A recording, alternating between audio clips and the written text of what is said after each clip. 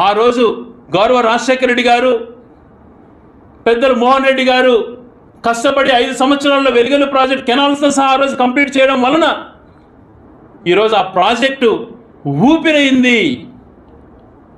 కరువు కాలాలలో కొన్ని మండలాల్లో చెరువులు నిండుతున్నాయనంటే ఆ రోజు ఆలోచన పరంగా మంచి ఆలోచనతో ఉండబట్టే జరిగింది. ఈరోజు రాయచోటికి నిరంకటంగా ఎంత కరువు వచ్చినా కూడా ఇబ్బంది లేకుండా నీళ్ళు ఇవ్వగలుగుతామంటే అది రాజశేఖర రెడ్డి గారు, ఆ రోజు మోహన్ రెడ్డి గారు ఆలోచన చేసినటువంటి వెలుగొండ ప్రాజెక్టు వల్లనే.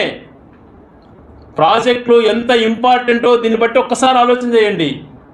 ఈరోజు ఆ వెలుగొండ ప్రాజెక్టుకు ఈ ప్రాంతానికి సంబంధించినటువంటి ఒక రాయచోటి ప్రాంతమే తీసుకుందాం.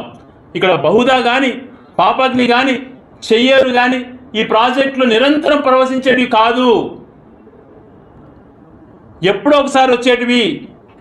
దీనిని మాండవ కూడా ఇవన్నిటికీ కూడా మంచి చేయాలనంటే కృష్ణాకు గండికోట నుంచి తీసుకొని వచ్చి వెలుగొండలో నింపాలన్నటువంటి ప్రాజెక్ట్ని మీరు నిర్వీర్యం చేశారు.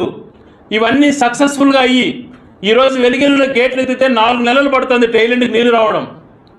అందుకే కాలేటి వాగు నుంచి ట్యాప్ చేసుకుంటే 15 రోజులలో అన్ని చెరువులు నింపుకునే విధంగా ప్రణాళిక రూపొందించి పనులు మొదలుపెట్టాము ఆ రోజున. దాని గురించి ఊసలేదు. మరొక పక్కన మా ఆశ అయినటువంటి జిల్లాను తీసేశారు. ఈ ప్రాంతానికి సంబంధించిన వ్యక్తులు అన్యాయం చేశారు. ఇట్లా అన్ని రకాలుగా మాకు ద్రోహం తలపెడితే ఎలాగా?